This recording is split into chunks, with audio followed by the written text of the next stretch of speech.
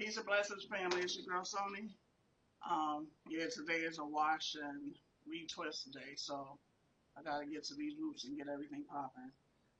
The message of today is leave the past in the past.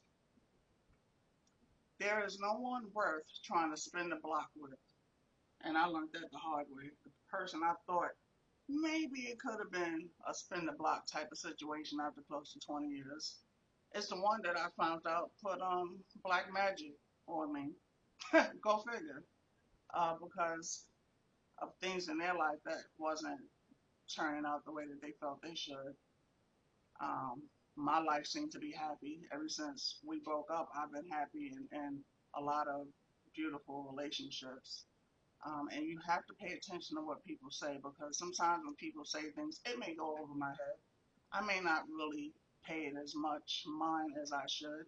But baby, after this last year and some change, I pay attention to every little thing, which I was paying attention. I just, the love that I had for a person and think that they could be capable of being so broken and cold hearted and to believe that someone actually offered me up uh, to black magic. So that meant that you sold your soul to the enemy in order to try to get to me, which was, it was just sad. But I'll get into that situation on a later date. Um, thank God for spirit and my ancestors for warning me, um, and a lot of messages that I was getting from the other side, which I didn't understand it at that time. I'm still in the beginning of my Kundalini awakening, so everything is still brand new, but intuition is a beautiful thing. And you have to thank God for the ability to be able to understand messages when you receive them. So we will not be spinning the block with anyone. Um, Especially people that's dealing with practitioners and dark magic. And, it's just really sad. At this point, I just wish them the best. I pray that they give their life back to God or to God because clearly you couldn't believe in God if you're dealing with black magic. And that He has mercy on their soul. Now, 20 years ago, I'd probably be trying to hunt you down so I could choke the shit out of you. But at this point, I just feel bad for you. I feel bad that your life has turned out so horrible and so horrific that you would stoop to the level that you had, and for a year and some change, you wanted to talk to me like you thought I was trash, um, because you was projecting your feelings of yourself onto me or trying to project your feelings onto me. And I paid attention to every situation because every closed mouth is paying attention, and I learned to talk less and listen more. So you told me all the things that I needed to learn about you because sometimes when we reconnect with people from the past, so many things have happened in their lives since you've been apart from each other. You really don't know that person. Like I kept telling them that we were familiar strangers, which was true because I came back still open and honest as I always am. Um, and they came back full of lies. And this was only one of two people that I ever had in my life that I would have given the shirt off my back. So the enemy will always come to you in a way that you don't expect. The same way that a messenger will come to you in a way that you wouldn't expect. When Christ came back to us, the children of Israel did not believe He was who He was, did they? Because they thought that their Messiah would come in a totally different way. So when your enemy, and we all have enemies, we got frenemies. It could be your best friend, your lover, your husband, your children. But when the enemy shows up, it will never show up in the package that you expect the enemy to show up. So you always have to be vigilant and you have to be on point and you have to believe people.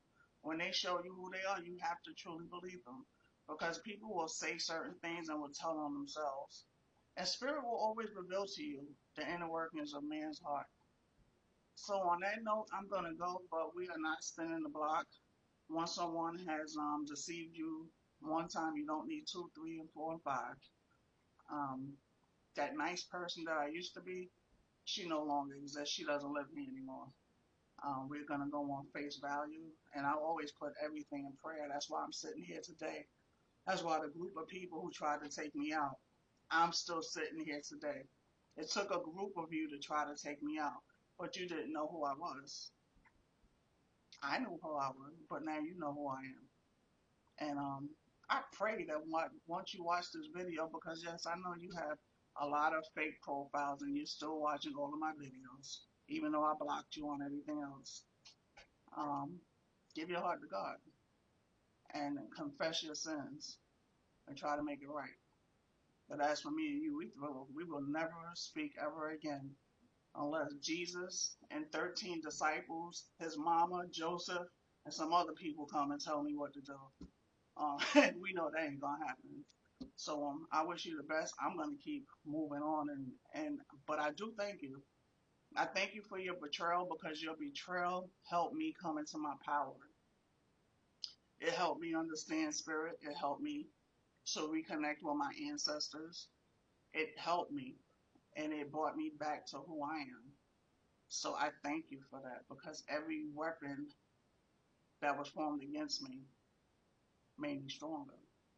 The betrayal and the hurt from the betrayal made me dig deep into myself, into prayer, and go closer to God. So you actually did me a favor, and I do thank you from the bottom of my heart. I thank you very much. And you know who you are, so I don't have to mention your name. On that note, brothers and sisters, pay attention to the message, and we will not be spinning the block for anyone. If they didn't understand our value the first time around, we're not going to give them a second, third, or fourth time to try to fumble us. Enjoy your weekend. Love yourself before you can love anyone else. And enjoy the rest of your day. Peace and blessings.